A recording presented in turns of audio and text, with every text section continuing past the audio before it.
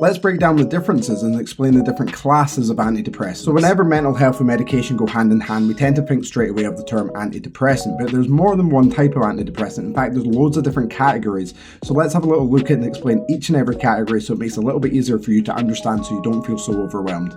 Okay, so let's start with SSRIs. These are the most commonly prescribed antidepressants just now, and they go off the basis of the serotonin hypothesis. That is that serotonin and low serotonin levels are to blame for the likes of anxiety and depression. So SSRI stands for Selective Serotonin Reuptake Inhibitor. Basically what this means is that it allows more serotonin to be reuptaken and more available serotonin to be reuptaken than being reabsorbed, which a higher level of serotonin allows for a lower chance of depression and anxiety. SSRIs are typically going to be prescribed for people with major depressive disorder, generalized anxiety disorder, social anxiety disorder, panic disorder, PTSD, OCD, and they can also be used to ease menopause symptoms and postnatal depression. The three most commonly prescribed SSRIs are sertraline, citalopram, and fluoxetine. It is absolutely crucial to know that you're likely going to experience side effects before you actually start feeling better. Now, these side effects might be very mild, they could be quite prominent. They could be headaches from body aches to feeling like you've got the cold, being run down. You might have appetite suppression or increased appetite, sleep disturbances, and you might have higher levels of anxiety to start off with. But over time, these side effects do go away, and eventually these drugs do kick into your system, and eventually you do start feeling better. Now, if you do start experiencing quite severe side effects, please go back to your doctor before stopping your medication entirely. It's really important to slowly taper back off of these medicines because you may experience higher side effects by withdrawing straight away. And it may well be that that medicine in particular that you've been prescribed may not be the right one for you. There are other options like we're about to go on about just now. So moving on from SSRIs, our next category is going to be SNRIs. Very, very similar, and they do kind of the same thing, that they do target serotonin reuptake, but they also target norepinephrine or noradrenaline reuptake in your system. So just like SSRIs, SNRIs are typically going to be prescribed for those with major depressive disorder, generalized anxiety disorder, social anxiety disorder, panic disorder, PTSD, and OCD. And again, just because your condition specifically may not be on that list and you are on an SSRI, I'm sure it's totally safe. The most commonly prescribed SNRI in the UK is venlafaxine. Venlafaxine is slightly different as well. It's a slower release mechanism which is typically taken twice per day. Now, your side effects again are going to be just like SSRIs, more so in the very early stages of taking this medication. They could likely include the likes of headaches, nausea, body aches and chills. You may get sleep disturbances, you might have an increased appetite, you may have no appetite at all, and again you may have a heightened sense of anxiety. Exactly the same notion as well for SSRIs. If you do start experiencing severe side effects, please go back to your doctor immediately and talk to them about it. Okay, the third category of antidepressants are called the Tricyclic Antidepressants, the TCAs. TCAs are actually an older type of antidepressants. They're not as commonly used now, and they're very similar to SNRIs in that they target serotonin reuptake and norepinephrine reuptake in the body. The tricyclic antidepressants also decrease the effects of another neurotransmitter called acetylcholine. And the impact of the acetylcholine actually increases the chance of side effects, and this is typically why TCAs are used after SSRIs or SNRIs haven't worked.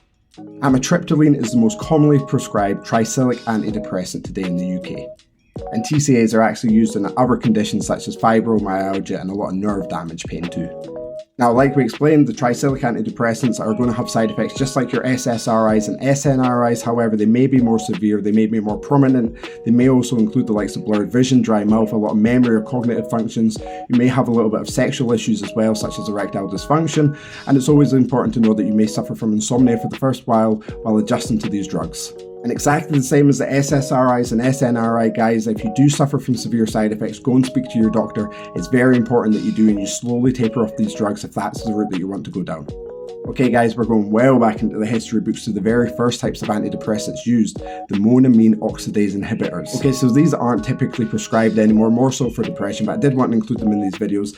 The Monoamine Oxidase Inhibitors basically work by preventing your body from breaking down certain chemicals and neurotransmitters, which allows more norepinephrine and serotonin to be reuptaken by your system. And the very first Monoamine Oxidase Inhibitor, the world's first antidepressant, was something called ipronizid, and this was actually introduced as an anti-tuberculosis drug. People that could have been potentially exposed to tuberculosis was prescribed and given ipronizid. It was noted that these people then had elevated moods. It was then theorized that it could help people with depression, so it was prescribed for that with great effect.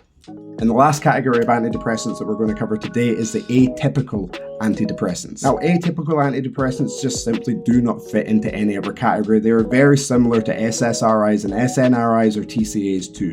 They just don't have a certain category, so they're called the atypical class.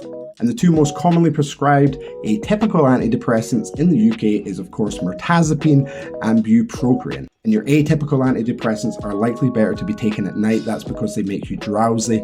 I can certainly vouch for that for mirtazapine. It really has helped my sleep and reduced my insomnia. Now, your side effects are going to be very much like SSRIs and SNRIs. You may suffer from very mild side effects such as headache, body aches, chills, feeling like you've got the cold. They could be more prominent, such as sleep disturbances, appetite changes, and sexual health changes. Very important to note as well that atypical antidepressants are likely going to increase your appetite because of the interaction they have with the histaminergic receptors in your brain, which stimulates hunger. So a very common side effect, unfortunately, is weight gain on these, but it can be managed, guys. Like I say, I'm 13 stone and I am on mirtazapine, which is known for weight gain. So that's the main classes of antidepressants. There are, of course, SARIs, which I just didn't cover in this video because I'm going to do a special video on that later in the week that I'm sure a lot of you will enjoy. I'm sorry if I did miss any off, do let me know in the comments below because I love to be educated on this subject too, and I really hope you found this video enjoyable and slightly educational, and I hope you took something from it. And it would obviously now mean the world to me if you could hit that like and subscribe button, and it helps me connect with more people to help improve their mental health. Stay safe, take care of yourself, and remember, break down that stigma.